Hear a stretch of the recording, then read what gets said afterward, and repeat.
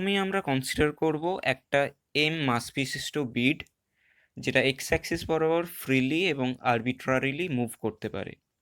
এর degree of freedom হলো কোনো এক মুহূর্তে তার পজিশন হলো এক্স এবং momentum M X dot equal to P x.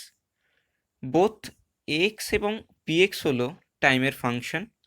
কোনো এক ইনস্ট্যান্টে বিটটির স্টেট বোঝানোর জন্য আমাদের এক্স এবং পি এক্স জানতে হবে। এক্ষেত্রে আমরা একটা হাইপোথেটিক্যাল 2 ডাইমেনশনাল স্পেস ভাবতে পারি যার কোঅর্ডিনেট হলো এক্স এবং পি এক্স।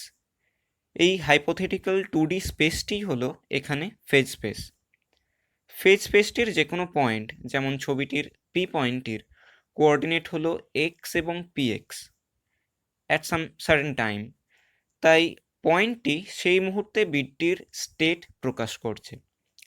জেনারেলি ফেজ স্পেসের কোনো পয়েন্ট কোনো এক মুহূর্তে সিস্টেমটির মাইক্রোস্কোপিক স্টেটকেই রিপ্রেজেন্ট করে।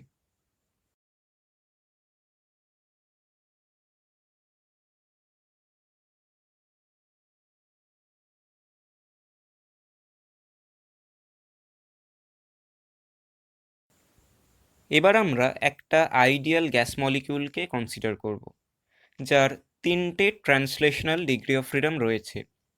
স্বভাবতই তার ফেজ স্পেস হবে 6 ডাইমেনশনাল, যার কোঅর্ডিনেটগুলো হলো 3টে position coordinate x1, x2, x3 এবং করেসপন্ডিং 3টে momentum coordinate p1, p2, p3। এই 6 ডাইমেনশনাল স্পেসটিকে আমরা মিউ স্পেস বলি। Mu stands for molecule. যদি n সংখ্যক মলিকিউল বিশিষ্ট একটা সিস্টেম বা গ্যাস কনসিডার করা হয়, তাহলে তাকে রিপ্রেজেন্ট করা হবে মিউ স্পেসে n পয়েন্টের একটা সেট দ্বারা। এখানে আমরা যে ছবিটা দেখছি সেটা একটা সিম্বলিক পিকচার, কারণ 6 ডাইমেনশনাল স্পেস ডিসপ্লে করা পসিবল নয়। আমরা মিউ স্পেসের ডেফিনিশন একবার দেখে নেব।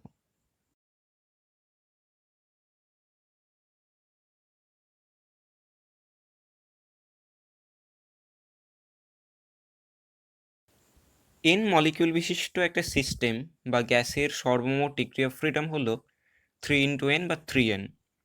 তাই আমরা একটা ফেজ স্পেস কনসিডার করতে পারি যেটা হলো 6n ডাইমেনশনাল, অর্থাৎ স্পেসটা স্প্যান করে রয়েছে 3n কোঅর্ডিনেট অ্যাক্সিস এবং করেসপন্ডিং 3n মোমেন্টাম অ্যাক্সিসের ভিত্তিতে।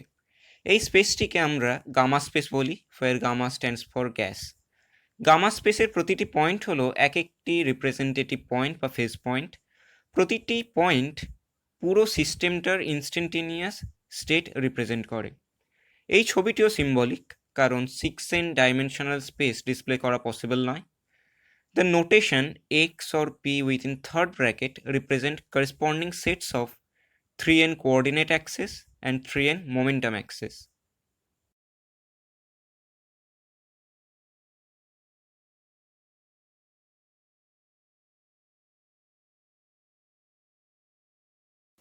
এখন সিস্টেমটির মধ্যে থাকা মলিকিউলগুলোর ডিগ্রি অফ ফ্রিডম যদি f হয়, অর্থাৎ সিস্টেমটার কমপ্লিট স্পেসিফিকেশনের জন্য প্রতিটি মলিকিউলের f সংখ্যক ইন্ডিপেন্ডেন্ট পজিশন কোঅর্ডিনেট এবং f সংখ্যক মোমেন্টাম কোঅর্ডিনেট প্রয়োজন হলে আমরা জেনারেলাইজড কোঅর্ডিনেট ব্যবহার করি। সেক্ষেত্রে গামা স্পেসটি হবে 2fn ডাইমেনশন বিশিষ্ট। পুরো সিস্টেমটির মাইক্রোস্কোপিক স্টেট এই স্পেসের একটি রিপ্রেজেন্টেটিভ পয়েন্ট দ্বারা স্পেসিফাই করা যাবে।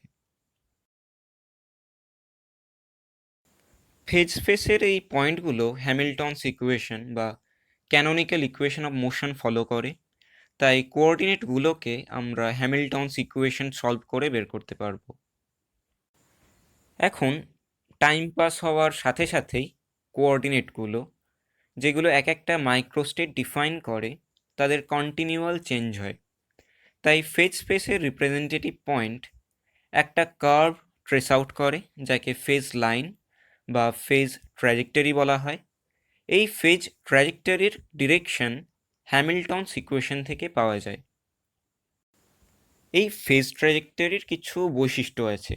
প্রথমত, it can never intersect itself or any other phase trajectory, কারণ সেক্ষেত্রে সেই ইন্টারসেক্টিং পয়েন্টে আমরা দুটো ডিরেকশন পাবো, যেটা পসিবল না। যেহেতু ইকুয়েশনস অফ মোশনের সলিউশন ইনিশিয়াল কন্ডিশনস দ্বারা ইউনিকলি ডিটারমাইন্ড।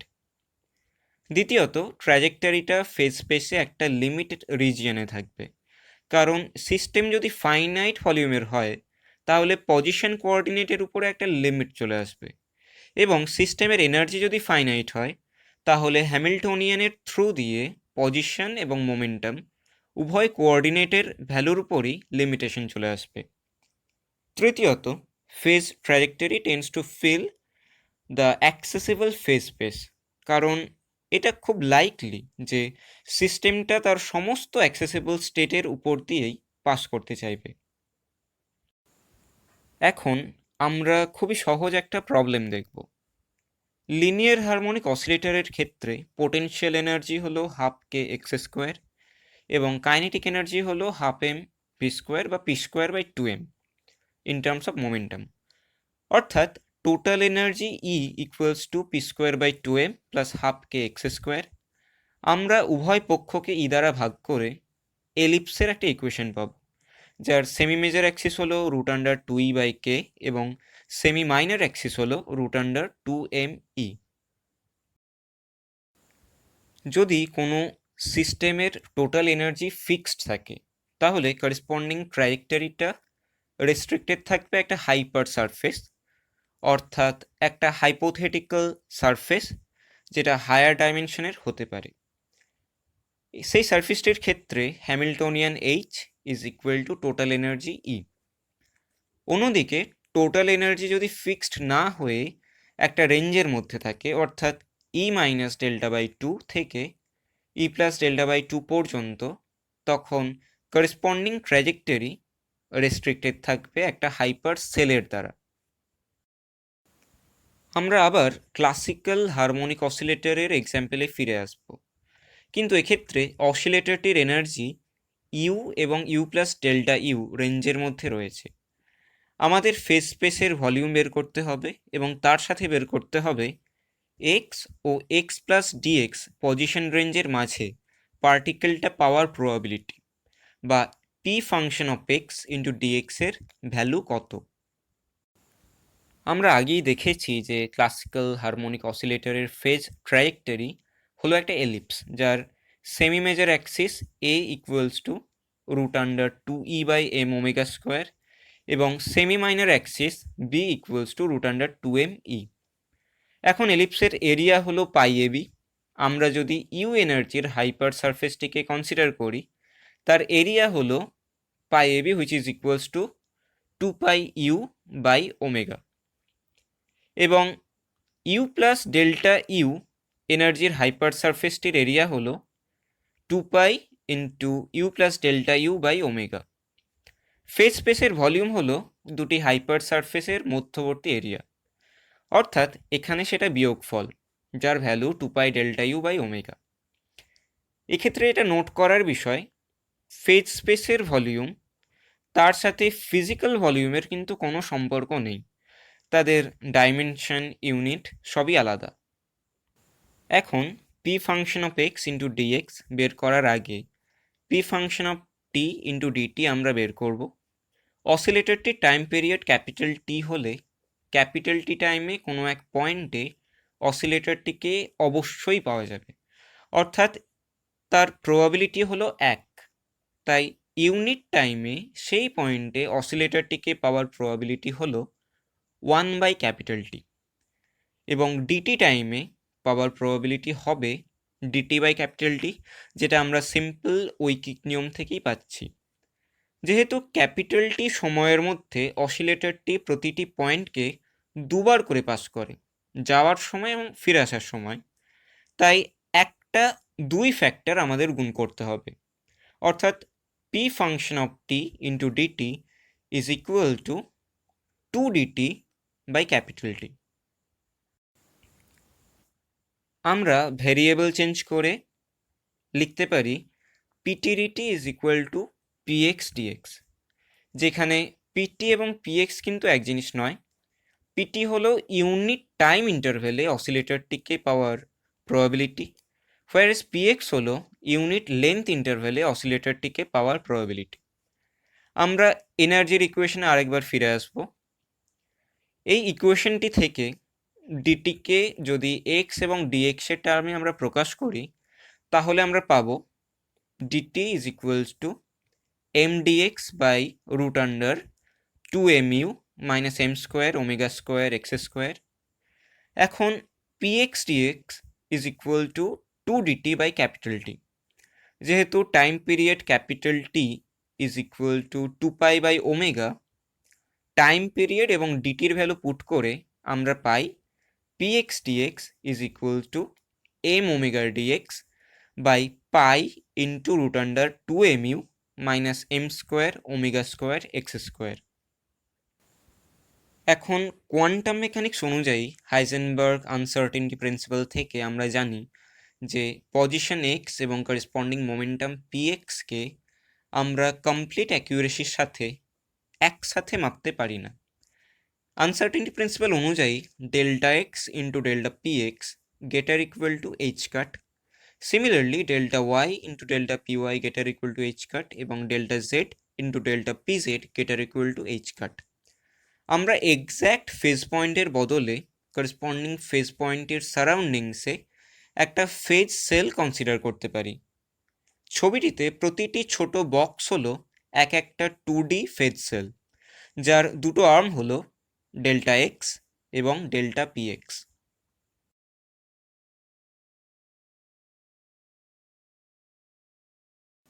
ডেল্টা এক্স এবং ডেল্টা পিএক্সের ভ্যালু যত কম হবে আমরা ফেজ পয়েন্টার ততই কাছে পৌঁছাবো, অর্থাৎ আমাদের অ্যাকিউরেসি ততই বাড়বে।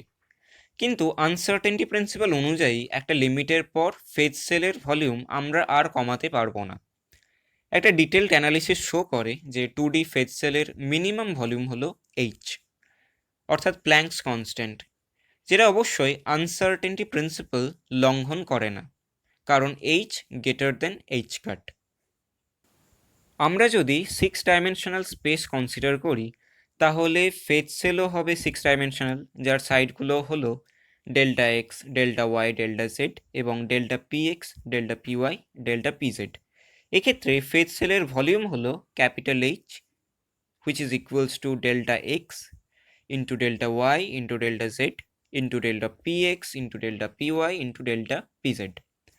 আমরা যদি আনসার্টেনটি প্রিন্সিপাল ইউজ করি, তাহলে 6D ফেজ স্পেসে ফেজ সেলের ভলিউম হবে greater equal to h cut cube.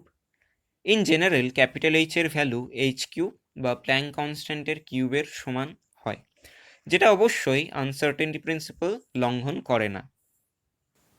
এখন ফেজ স্পেস কত ডাইমেনশনের, ফেজ স্পেসের টোটাল অ্যাক্সেসিবল ভলিউম কত, তা জানা থাকলে number of states available to the particle আমরা সেটা বের করতে পারবো।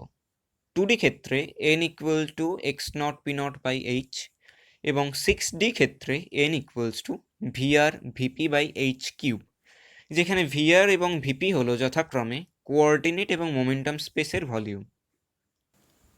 আমরা এখন একটা এক্সাম্পল দেখব। এ এবং বি দুটো প্রশ্নতেই আমাদের নাম্বার অফ কোয়ান্টাম স্টেটস বের করতে হবে। এর প্রবলেম হলো একটা 2 ডাইমেনশনাল ফেজ স্পেসে, whereas বি হলো 6D ফেজ স্পেসে। এর প্রবলেমটিতে x not equal to 10⁻⁻5 metre. এখন মোমেন্টাম যেহেতু -10⁻⁻25 কেজি মিটার সেকেন্ড ইনভার্স থেকে +10⁻⁻25 কেজি মিটার সেকেন্ড ইনভার্স পর্যন্ত রেঞ্জে রয়েছে, তাই P naught is equals to 2 into 10⁻⁻25 KG metre second inverse. 2D phase স্পেসে ফেজ সেলের ভলিউম হলো এইচ, তাই n equal to X naught P naught by H. আমরা ভ্যালু পুট করে পাবো n ইকুয়ালস টু 3000। বি এর প্রবলেমটি আছে 6D ফেজ স্পেসে, অর্থাৎ এক্ষেত্রে ফেজ সেলের ভলিউম এইচ কিউব, নিউক্লিয়াসের রেডিয়াস গিভেন, এখানে কোঅর্ডিনেট স্পেসের volume v r is equal to 4/3 pi r not cube. একইভাবে এখানে মোমেন্টাম স্পেসটিও স্ফেরিক্যাল হবে, অর্থাৎ v p is equals to 4/3 pi p not cube. এখানে n equals to VR VP by H cube. Value put করে আমরা পাবো এন ইকুয়ালস টু 600।